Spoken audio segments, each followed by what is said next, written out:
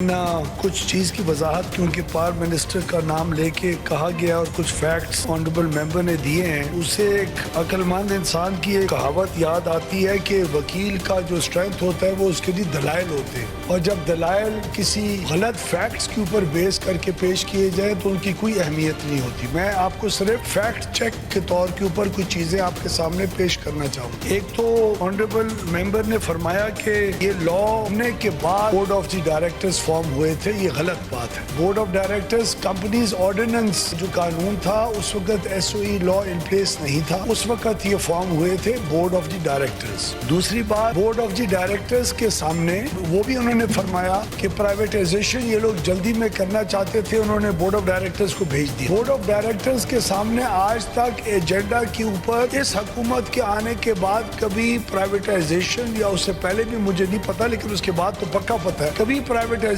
کا چیز board of directors کے سامنے پیش ہی نہیں ہوئی۔ نمبر 3، ابھی ٹرانزیکشن اور فائنینشیل ایڈوائزرز ہائر نہیں ہوئے۔ ابھی ہم لوگ پرائیویٹائزیشن کے لیے جس کے اندر ہم بلیو کرتے ہیں کہ اس کے بغیر کوئی رستہ نہیں ہے ان اداروں کو ٹھیک کرنے کا، اس کے لیے ابھی ہم نے پالیسی اور ریگولیٹری فریم ورک بنایا ہی نہیں ہے، ابھی ہم اس کے بنانے کی پروسیس میں ہیں۔ تو فائنینشیل ایڈوائزرز کے بعد والا جو سٹیج ہوتا ہے وہ ابھی سے کس طرح ہم نے پورا کر لیا، جہاں ہم نے اس کی پراپرٹیز کو، لینڈ ایسٹ کو ویلیویشن کی بات شروع ہو گئی۔ میں آنریبل ممبر کی اطلاع کی اور ان کو انفارم کرنے کے لیے ہاؤس کو یہ بھی پیش کرنا چاہتا ہوں کہ ہمارا ایک قانون ہے جو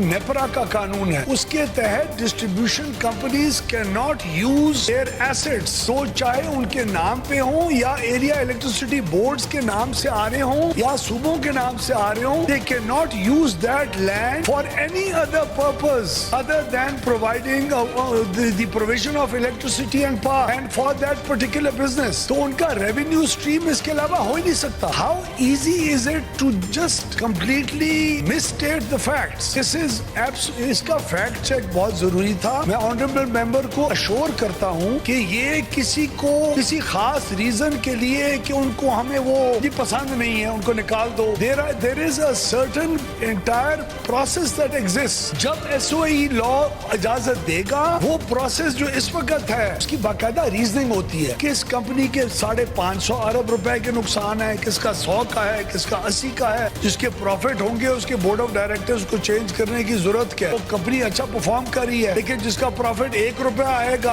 اور آپ 50 ارب سکتا ہے، اس کی آپ اور ہم جب شیئر ہولڈرز اپنی کمپنیز کے ہوتے ہیں یا جن بورڈ آف ڈائریکٹرز کے اوپر ہم لوگ پرائیویٹ کمپنیز کے بیٹھتے ہیں، وہاں اس قسم کی چیزوں کو اسیس نہیں کیا جاتا۔ اس کی اسیسمنٹ کون کرے گا؟ تو ہم نے صرف ایس او ای لا کو اس قسم کی کنسسٹنسی حاصل کرنے کے لیے کہ ہم لوگ اس کے اوپر check and balance as share holders کر سکیں اکارڈنگ ٹو سرٹن پروسیسز، جو ہم آپ کے سامنے ٹرانسپیرنٹ طریقے سے رکھیں گے انشاءاللہ۔ اور قطعاً میں آنریبل ممبر کو اشور کرانا چاہتا ہوں کہ یہ وجوہات جو انہوں نے کہی ہیں based on the facts that he has presumed to have happened, those facts do not exist on the ground, اور یہ ان وجوہات کی وجہ سے نہیں ہو رہا۔ Leader of the house